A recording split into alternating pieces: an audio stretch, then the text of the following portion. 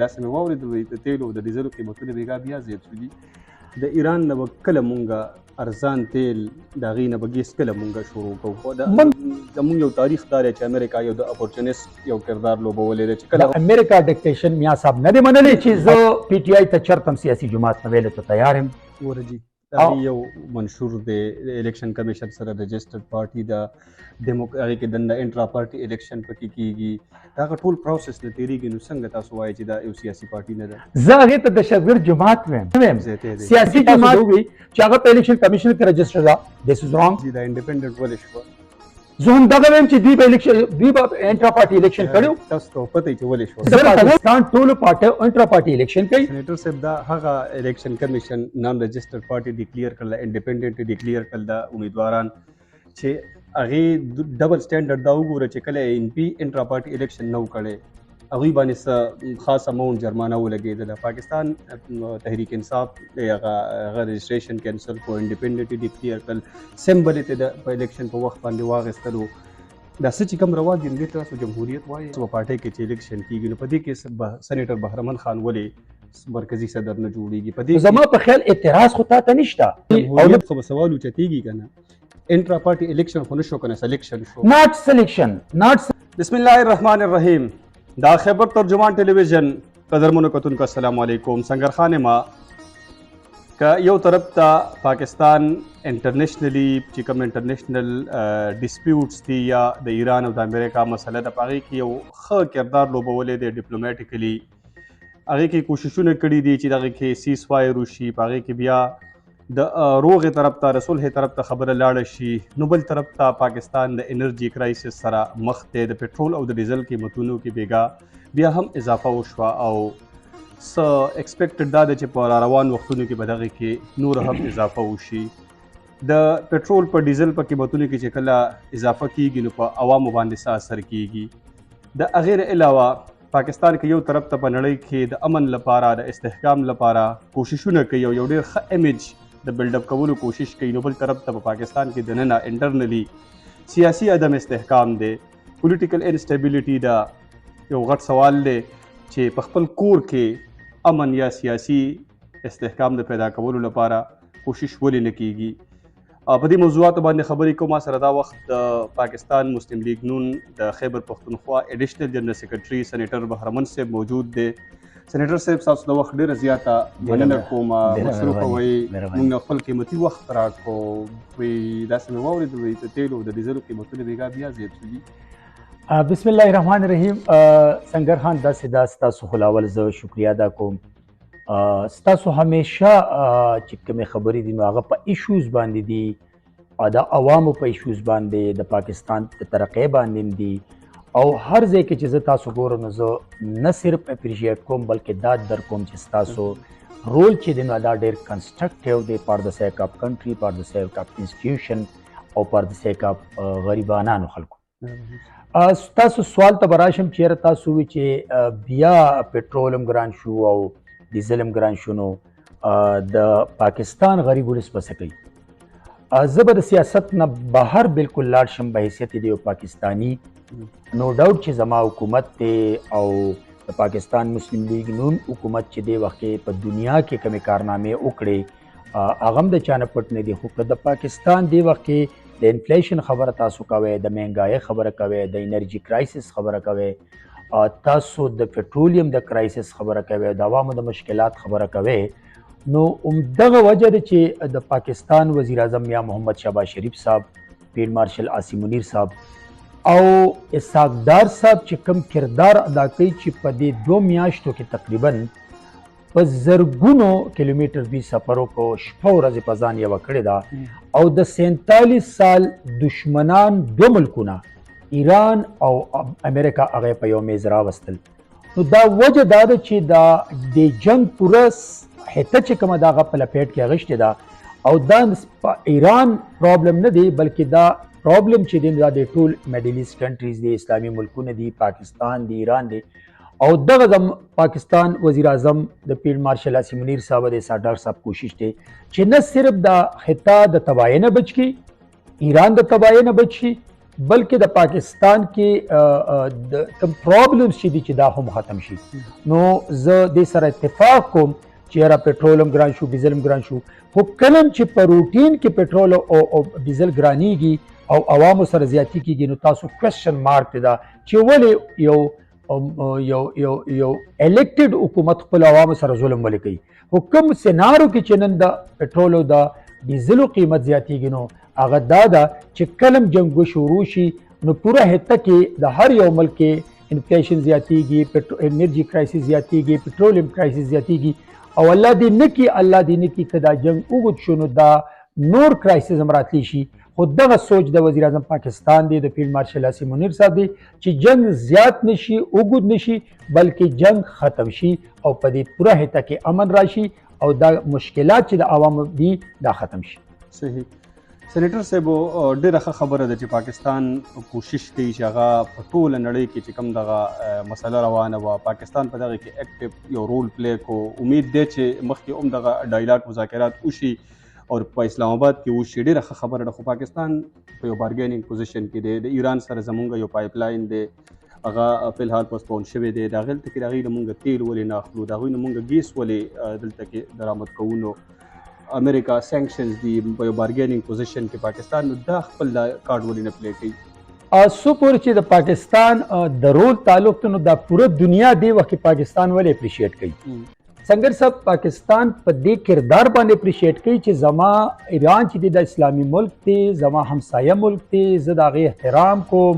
زه د هغې د ازادۍ احترام کوم، زه د هغې ملک د عوامو احترام کوم. خو بل طرف ته که امریکا ده، نو د امریکا سره هم زما د برابرۍ په بنیاد باندې تعلقات دي، او زه په پوره پاکستان دی وخت کې په پوره دنیا کې د هر یو ملک سره د برابرۍ په بنیاد چې کوم تعلقات مضبوط کړل، چې زمانه په تیر شوي حکومت کې چې د پی ټی آی حکومت زمانه چاینا خفه وه، زمانه ایران خفه و، زمانه یو ای خفه وه، زمانه سعودي عرب خفه و. ایون دا چې د سعودي عرب پرنس د خپل جاز نه د پاکستان وزیر اعظم کوزي په امریکا کې، نو دا عمران خبره دلته نه کوم، زه د پاکستان د وزیر اعظم خبره کوم. خو نن هغه ورځ ده چې نن که هغه همسایه ملکونه دي، که هغه اسلامي ملکونه دي، که هغه ترقي یافته ملکونه دي، هغوی پاکستان د یو سیاست محور جوړ کړي، او موږ دغه ویو چې یاره کوم پاکستان دی وخت کې ډیپلوماټیک طریقې سره مخکې روان دی، نو هغه د دې وجې نه روان دي چې هغه د امریکا سره خپل تعلقات هم مضبوط کړي، او ایران چې کوم حقوق دي د هغې دپاره په یونایټډ نیشن کې اواز اوچت کړي، او د هغې دپاره دا کوم ډایلاګ چې شروع دي نو هغه هم مضبوط کړي. تاسو وګورئ چې دغه د پاکستان د پیر مارشل اسیم منیر صاحب او د وزیر اعظم صاحب کردار چې کوم دی، نو امریکا په انټرست کوي او ایران په انټرست کوي، نو دغه هغه ډیپلوماټیک مضبوطېدل دي چې دې وخت کې پاکستان ډېر مضبوط قدمونه لي، او دواړه ملکونه نه بلکې همسایه ملکونه په پاکستان دا ټرسټ کوي چې پاکستان په دې پوزیشن کې دی چې دا جنگ دی ختمولی شي او د 47 سال د دشمنۍ نه پس دا دوستی شروع کوي. صحیح. سینیټر صاحب سوال به بیا وکړم، ډېر ساده سوال مې دا دی، د ایران نه به کله مونږ ارزان تیل د هغې نه به ګیس کله مونږ شروع کوو؟ مونږ دا ویو چې کله د ایران نه پټرول اخیستل، هغې سره معاهده کول یا ایران ګیس پایپ لاین،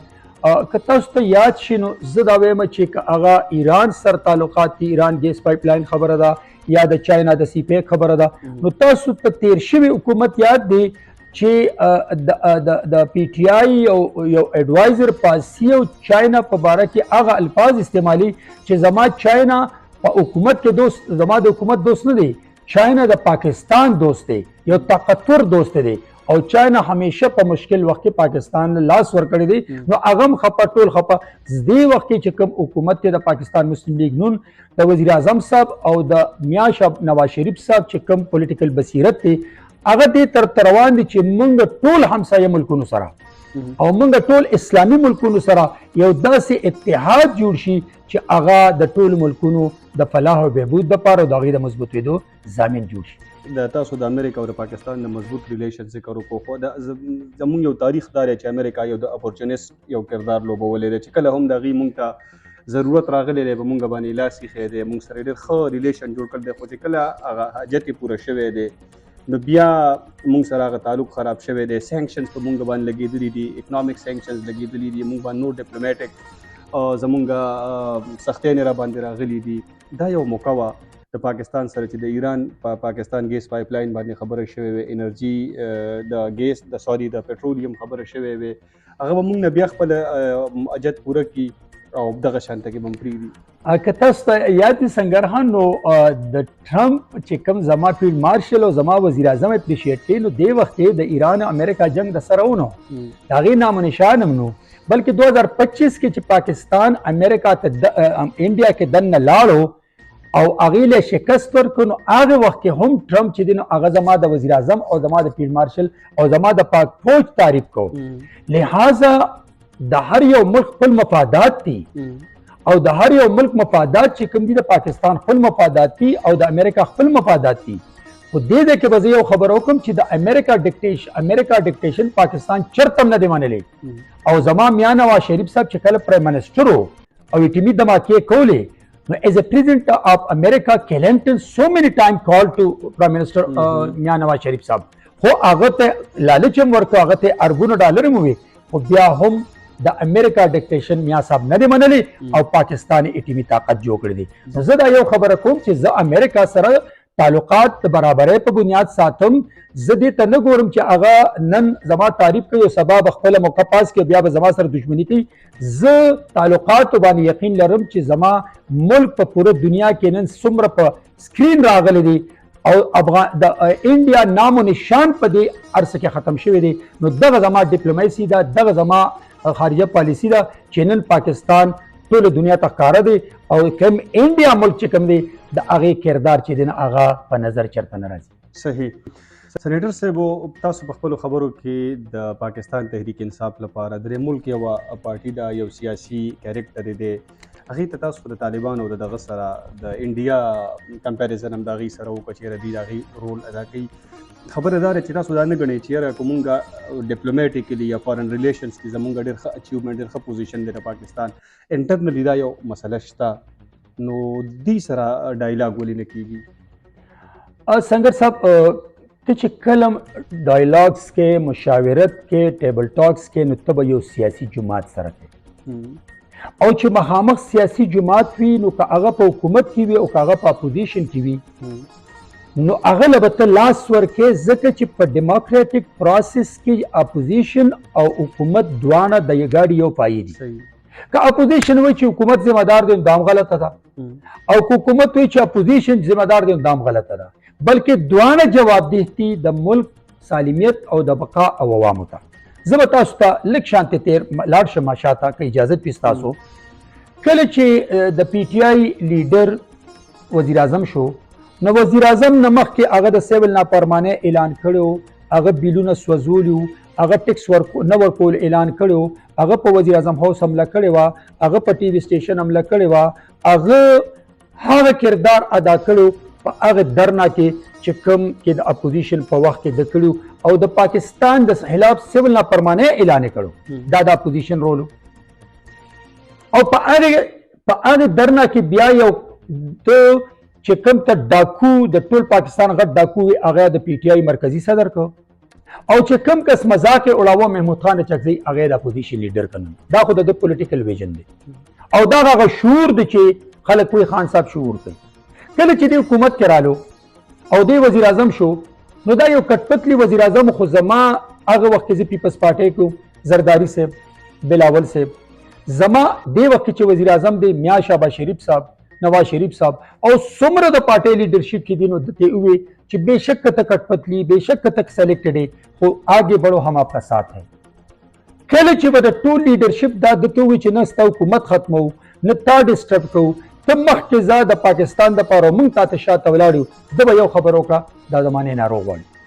او د هغې وخت کټپتلي وزیر اعظم د اپوزیشن لیډر سره لاس میلاوېدل، دا د هغه سټیټمنټ په ریکارډ دی چې هغه سره لاس نه میلاو، نه د سره کینم. او کوم ځای کې چې مم ایشوز باندې یو کمیټي میټینګ کال شو، که د کشمیر ایشو وه، که هغه د کرونا ایشو وه، که هغه د امریکا ایشو وه، که هغه د انټرنیشنل ایشو به وه، کله چې به میټینګ و، نو دا وزیر اعظم به نه راتلو، هغه به دا سټیټمنټ و چې دلته اپوزیشن کسان ناست دي، د دوی سره لاس نه میلاو. نو د دې پارټۍ د ډیموکریټک پروسس کې دننه که اپوزیشن کوي نو د پاکستان خلاف، او که حکومت کوي نو د پاکستان خلاف. او د اپوزیشن لیډر له ته دشمن ویل او هغه سره لاس نه ملاول دا د پاکستان خلاف یو سازش اوس دې وخت کې هغوی یو ته وایي چې یاره غټه پارټي د اپوزیشن کردار دی زه تاسو ته یو خبره کوم چې کله د دوی اپوزیشن لیډر د مذاکراتو خبر وکړه محمود خان اچکزی نو 48 غنټې پس د عمران خور وویل څه مذاکرات کم سړی چې مذاکرات کوي نه عمران ملګری نه دی د عمران خور خو سیاسي راځم جی راځم کله د عمران خور چې دا سټیټمنټ ورکړ چې دا منډیټ عمران سره دی او څوک چې مذاکرات کوي نو دا د عمران ملګری نه دی دویمه خبردار چې کله محمود خان اچکزي د مذاکراتو خبره وکړي نو ابوالفضل په مردان کې جلسه واغلی دعوت ورنکړ کله چې بیرسټر ګوهر دا خبره وکړه چې یاره پاکستان چې کوم دی په دې وخت کې اپوزیشن رول موږ پلی کوو نو موږ له پکار چې موږ ادارو سره حکومت سره کینو ټیبل ټاکس کو هغه ته په سوشل میډیا کنسلي شروع نو دې وخت کې د پی ټی آی کوم پی ټی آی سره زه کینم د عمران پی ټی آی سره کینم د علیما خان پی ټی آی سره کینم د محمود خان اچکزي پی ټی آی سره کینم د بیرسټر ګوهر پی ټی آی سره کینم د سلمان اکرم راجا پی ټی آی سره کینم د احمد خان نیازی پی ټی آی سره کینم د سہیل افریدی پی ټی آی سره کینم زه کوم پی ټی آی سره کینم آیا دا په سیاست کې تا کتلی دی چې یو لیډر یا جیل ته لاړ شي یا ایگزایل ته لاړ شي نو هغه دا طریقې کې چې نن پی ټی آی کم کوي او بیا زما او ستا د خیبر پښتونخوا وزیر اعلی چې 18 امندمنت کې اربونه کربون روپۍ دې صوبې ته میلاو شوې او هغه وایي چې مال اوټ میلاو دی نو ماته د مجرم قیدي 804 د رعایا دپاره میلاو دی ماته د دې دپاره اوټ نه میلاو چې زه د عوامو خدمت وکړم او هغه وسایل هغه دولت هغه اربونه روپۍ هغه نن د دې عیاشیو باندې هغه نن د دې کرپشن باندې هغوی نن د دې سټیټ موومنټ باندې هغوی نن د رمضان پیکج په شکل کې هغوی نن د تیرا په شکل کې هغوی نن د پېښور بیوټیفیکیشن په شکل کې نن هغوی وار اینډ ټرر په شکل کې هغه اربون روپۍ وخوړلې او غریب عوام تباه و برباد شو زما سټیټمنټ دا دی صحیح حل بسی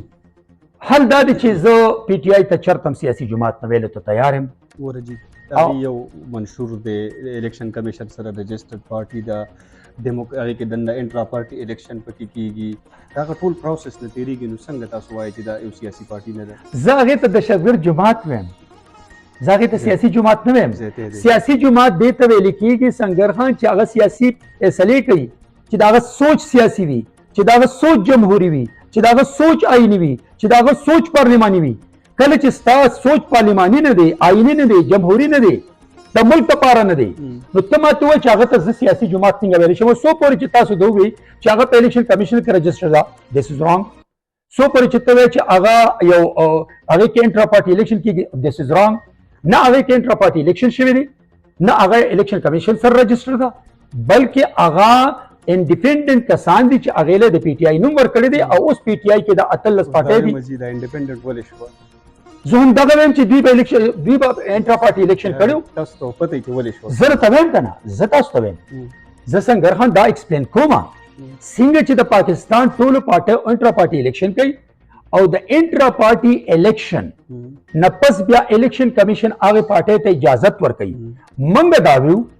چې بای په فارن فنډینګ کیس کې دې پارټۍ انټرا پارټي الیکشن نه دی کړی او هغه الیکشن کمیشن نه دی ایکسپټ کړی او د دغه وجه ده چې هغې آزاد الیکشن وکړو او آزاد الیکشن هر سړي ته حق دی پاکستان کې خو تاسو ووایئ چې دا رجسټر ده نو رجسټر هم نه ده او که تاسو ده ووایئ چې یاره دا الیکشن کمیشن سره رجسټر ده نو دا هم نه ده سینیټر صاحب دا هغه الیکشن کمیشن نان رجسټر پارټي ډیکلیئر کړله انډیپینډنټ ډیکلیئر کړل دا امیدواران چې هغې ډبل سټینډرډ دا وګوره چې کله ان پي انټرا پارټي الیکشن نه و کړی هغوی باندې څه خاص اماونټ جرمانه ولګېدله پاکستان تحریک انصاف هغه رجسټریشن کینسل کو انډیپینډنټ ډیکلیئر کړل سمبل یې د په الیکشن په وخت باندې واخیستلو دا څه چې کوم روان دي دې ته تاسو جمهوریت وایئ زما په خیال باندې زه دې ته جمهوریت ځکه وایم چې کله زه پارټي چلوم نو زه به د پارټۍ کې دننه الیکشن کوم که ځان ته جمهوري پارټي وایم اوس جی یو سوال کوم بخښنې سره په دې پارټۍ کې چې کوم الیکشن کېږي که نه ستاسو په پارټۍ کې چې الیکشن کېږي نو په دې کې سینیټر بهرمن خان ولې مرکزي صدر نه جوړېږي په دې کې د چارسدې همایون کاکا خیل ولې صدر نه جوړېږي په دې کې به همیشه لپاره میاں نواز شریف جوړېږي شهباز شریف په جوړېږي مریم نواز صاحب په جوړېږي دې ته تاسو انټرا پارټي الیکشن وایئ زه تاسو ته راشم دې خبرې ته خبر دا ده چې زه زما قاید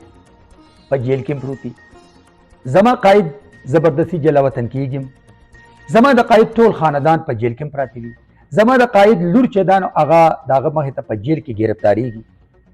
نو ته ماته ووایه چې ما ته دا حق شته که نه چې زه الیکشن کنټسټ نه کوم او زه خپل قائد ته وایم چې نه ته الیکشن کنټسټ کا او داسې ټول مسلم لیګیان ورکران په حق دی نو زما په خیال اعتراض خو تا ته نشته او نه بل چا اعتراض پکار دی خو اوس که فرض که په پاتې جمهوریت خو به سوال اوچتېږي که نه انټرا پارټي الیکشن خو نه شو که نه سلیکشن شو ناټ سلیکشن اوپن دی هر چاته د اجازه دی چې هغه د هر عهدې دپاره کاغذ جمع کړي خو دا د سیاسي ورکرانو مینه محبت خپل لیډر سره قائد سره دغه قربانو سره هغه د ملک د قربانو ملک لپاره قربانو سره د ملک د طرف نو که فرض که زه ماته ازادي راکړې ده میاں نواز شریف صاحب او زه بیا هم کاغذ نه جمع کوم نو په دې باندې چاته هم دا حق نشته موږ د اعتراض هم نه دی کړی سر سېنیټر صاحب یو سر جی ما له یو منټ راکړئ زه یو زندي کوېسچن پکې کوم که چېرته کې سېنیټر بهرمن صاحب د الیکشن لپاره کاغذونه جمع کړل تاسو دا ګڼئ چې دی به د مسلم لیګ نون حصه پاتې شي زما په خیال باندې بالکل ماته دا حق راکړی دی میاں محمد نواز شریف صاحب او د مسلم لیګ نون منشور چې زه کاغذ جمع کولی شم او کمال چا اوټ راکړ نو زه به صدر شم کمال چا اوټ را نه که زه به صدر نه شم زه به بیا ورکړم خو زه بیا د بیرمن تنګي په زړه کې زما 45 ساله پولیټیکل کیریئر زه به دې پوهېږم چې د میاں صاحب قربانۍ څه دي هغه د خاندان قربانۍ څه دي هغه پولیټیکل بصیرت څه دی احمد جي سر زه نه زه خپله قرباني په دې منم خو زه به دا ریالایز کوم چې زه ایز ا پریزیډنټ اف مسلم لیګ نون هغه کردار ادا کولی شم چې کوم میاں نواز شریف صاحب ادا کولی شي نو که زه ریالایز کوم چې هغه ډېر ښه کردار ادا کوي نو بیا به زه خپل کاغذونه به ډرا کوم زه به مخې ته نه راځم چېرې زما مسلم لیګ څوک مضبوطوي زما ملک څوک مضبوطوي نو زه بیا هغه ته مقرر کوم که میاں نواز شریف صاحب بیا کابل سو صحیح قدرمنو کتونکو تاسو د سېنیټر صاحب تجزیه دغه اپینین واورېدل مختلف ایشوز باندې یوه خبره به زه په دغه وکم اخري خبره چې تر څو موږ دلته کې انټرنل سټیبلیټي نه پیدا کړي ډیموکراسي ته سیاست ته سپیس نه ورکړی دا ملک ترقي نشي کولی د دې ملک یو ډېر بدقسمت تاریخ دی چې د نن حکمران هغه د سیم پیج خبرې کوي خو چې کله هغه په راشي هغه بیا خبره بدلوي د پاکستان تحریک انصاف هم دغه خبرې وي چې دوی کله په حکومت کې یو نن د هغې سټیټمنټ تاسو وګورئ دغه شانته کې نن د سیم پیج خبرې دي د فیلډ مارشل لپاره د ټول اسټیبلیشمنټ لپاره خو الله دې نه کړي چې سبا هم دا د وخت حکمران بیا انټي اسټیبلیشمنټ او انټي ملیټري لګې وي خوشحاله اوسئ خادم غواړم